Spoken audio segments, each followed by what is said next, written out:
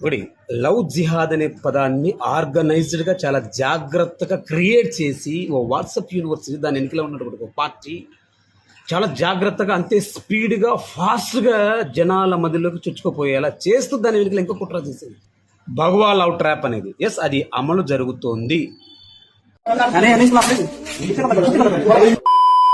আমি বিভিন্ন মুসলমানদের সাথে কথা বলতাম, কথা বলার পর ব্ল্যাকমেল করতাম। কি দিয়ে ব্ল্যাকমেল করতে? তাদের নগ্ন ছবি দিতাম। যে কটা ব্ল্যাকমেল করেছি সব মুসলিম, যে কটা ব্ল্যাকমেল করেছি সব মুসলিম। জি ভাই, আমি যার সাথে সম্পর্ক ছিল হচ্ছে লাগিয়েছিলাম বড় নাম হচ্ছে সাইনা হবে। আর ওর বাকি করে ওর বড় ছেলে সেনা হচ্ছে রিলেশন থাকা অবস্থা। তারপর ওর সাথে যখন একটা মেয়ের সাথে কথা বলতাম, যখন সম্পর্ক যখন গভীর যাওয়ার পর তখন আমি এক সময় কিন্তু বলছিলাম যে ঠিক আছে তোমার এটা দেখা ওটা দেখা সেটা দেখো। তালকুড়ি ইউনিয়ন। কোন জায়গায়? তালকুড়ি কোন জায়গায়? তালকুড়ি ইউনিয়ন আসিমপুর বাড়ি। అసింపురం কোন గ్రామం? వీడు ఎవడో తెలుసా? ఇది జరిగింది కూడా తెలుసా? నేరాల పుట్టినలు ఉత్తరప్రదేశ్.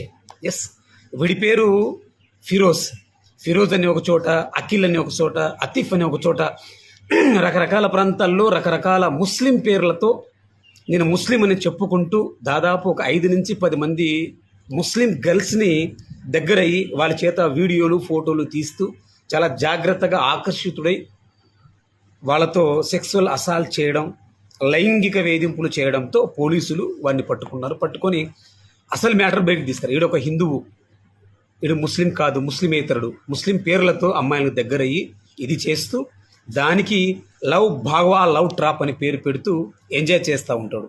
దీని ఏం చెప్తాం? మరి మతాన్ని నేను తిట్టాలా? बड़ी खबर इस वक्त मध्य प्रदेश के छतरपुर से, जहां आश्रम में पुजारी ने ही महापाप कर दिया। प्रसाद देने के बहाने 2 बच्चियों से दरिंदगी की। गढ़ी मलेरा थाना पुलिस पुजारी को गिरफ्तार कर चुकी है, पूछताछ जारी। तो मध्य प्रदेश के छतरपुर से एक बड़ी घटना सामने आई। आश्रम के पुजारी ने प्रसाद देने के बहाने, ఇది కూడా సేమ్ మధ్యప్రదేశ్లోని ఛత్తర్పూర్. ఇంకోటి మీకు డీటెయిల్స్ కూడా చెప్తాను. గరీబ్ మలేరా పోలీస్ స్టేషన్లో కేసు జరిగింది. ఒక ఆశ్రమంలో పూజకి వెళ్ళిన ఒక 2-3 అమ్మాయిల్ని, గర్ల్స్ని ప్రసాదం ఇస్తాను రండి పూజ చేస్తానని చెప్పి వాళ్ళతో దరిద్రం చేసేసాడు. లైంగిక వేధింపులు కేసు చేసేసాడు. వాడు హిందువే, అమ్మాయిలు హిందువే. అది ఆశ్రమం, దేవాలయంతో సమానంగా కూడా మనం భావించవచ్చు. ఆధ్యాత్మిక ప్రవచనాలు జరుగుతూ ఉంటాయి అక్కడ.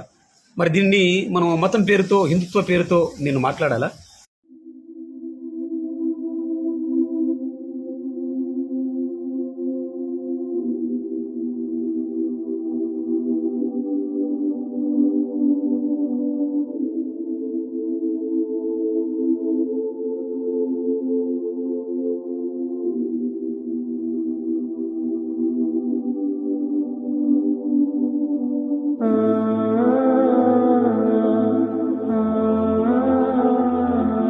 ఇది ఉత్తరప్రదేశ్లోని కనౌజ్ డిస్టిక్లో ఒక మదర్సా నుంచి కూరగాయల కోసం బయటికి వెళితే అక్కడ దీపు అనే ఓ వ్యక్తి ఆ అమ్మాయిని ట్రాప్ చేసి తన అసోసియేట్స్తో, అంటే తనకు సంబంధించిన ఇంకా పవిత్రమైన